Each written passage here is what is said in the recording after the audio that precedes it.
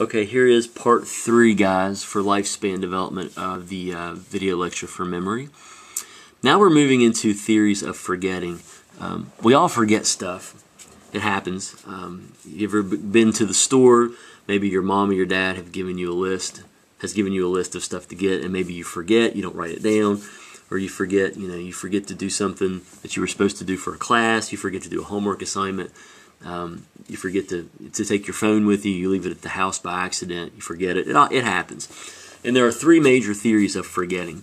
The first one is called the decay-disuse theory of forgetting, right here. This theory very simply says that memories decay through disuse. So what that means is basically if you don't utilize or access memories over time, then you lose those memories. Again, if you don't access or use those memories over time, then you lose those memories. And an example might help with understanding this a little better. If you ask me at age 42 to remember a math formula that I used when I was a senior in high school, when I was 18 years old, that was 23, 24 years ago, I haven't thought about or even remembered this formula since I was 18 years old. I'm probably not going to remember it because I haven't used it since I was 18 years old. It's almost like use it or lose it. Okay, so that's the decay-disuse theory. Almost like the pages of a book, if they haven't been opened in 40, 50 years, the pages of that book are probably going to be yellow. They might even be disintegrating a little bit, falling apart a little bit because they've not been used. Okay, now the next theory of forgetting is called consolidation theory of forgetting. Consolidation theory of forgetting asserts that forgetting occurs because memories do not make it from short-term to long-term memory. Okay? Again, memories do not make it from short-term to long-term memory.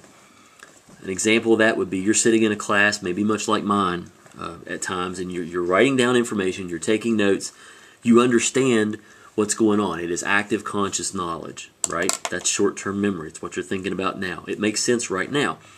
Now you get home 4, 5, 6, 7 hours later, you're trying to do homework, and you're looking at your notes, and you're like, uh-oh, I don't remember this. This doesn't make sense now. That's consolidation theory. Basically, you have forgotten that information. It was in your short-term memory in class, you had it there, it made sense, but now that you're home and you're trying to pull it out of your long-term memory, it's not working. So that's consolidation. And then we have the last, interference theory of forgetting. Interference theory of forgetting simply states that competing information or competing pieces of information get in the way of recalling specific information. And I'll explain what I mean by that. Again, interference theory purports that competing information gets in the way of recalling specific information. Thus, interference. An introductory example for this, and I'll give you some more as well, might be a teacher who gives you a multiple choice question on a test, and you've got 4 or 5 answers, and they're all very similar. All the possible answers are really close, and you're like, it could be this one, it could be that one, it could be all of them, because they're very close. There's interference there, because they're so closely connected.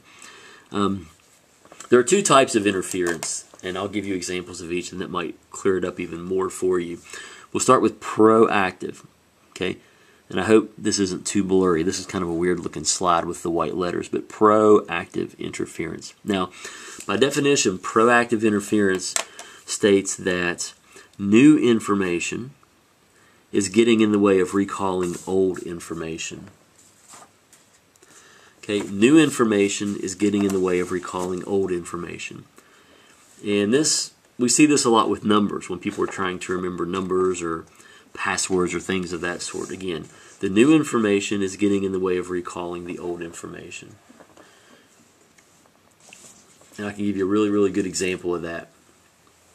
How many of you shop at Kroger, where the savings never stop? Well, okay. Sometimes I do. And if you shop at Kroger, you may have a Kroger savings card or account.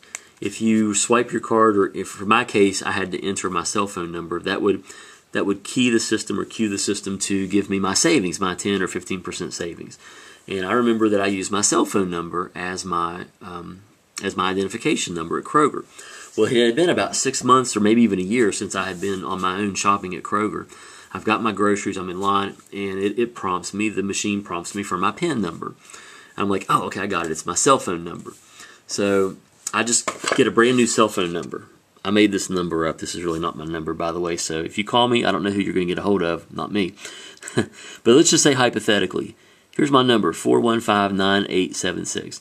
So I put that number into the system, and it kicks it back. This is not the proper identification.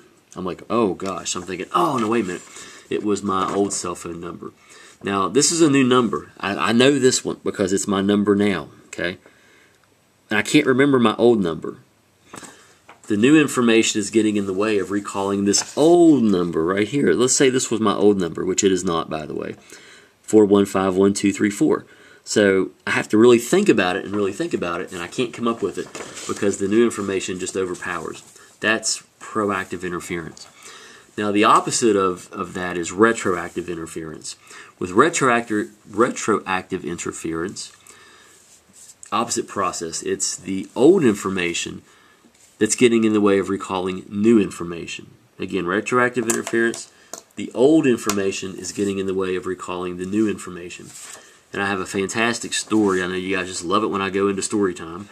But I do have a bit of a story to kind of illustrate this point. And again, these are all aspects of forgetting that happen to us at any age, but really can start during early childhood.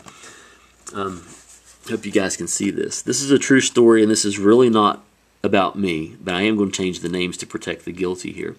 When we were in college, there were 8, 9, 10 of us that would kind of hang out after class. We would go bowling, we would go eat pizza, see a movie, whatever.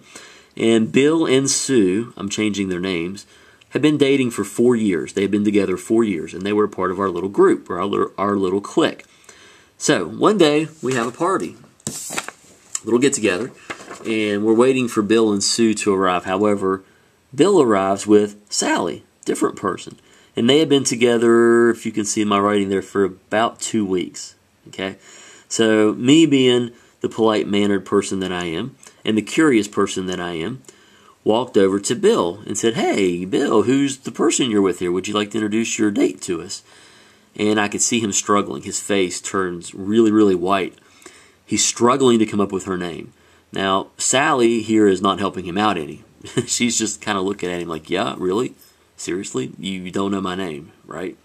So, bad situation. Now, Bill is just kind of stumbling and, he's just having a hard time and he's kind of sweating a little bit. And I just colored in Sally's face. Now Sally's getting mad. That's why I colored her face red. And he stumbles some more, and finally she says, "Okay, you can date me for 2 weeks." See the 2 weeks right there? "You can date me for 2 weeks, but you can't remember my name." And then Sally gets mad. And Sally storms off. I put an X through her so you know that she ran away. So she stormed out of the room, and as soon as she left, Bill, standing by himself, says, "Oh yeah, Sally." So he remembers her name after it's too late.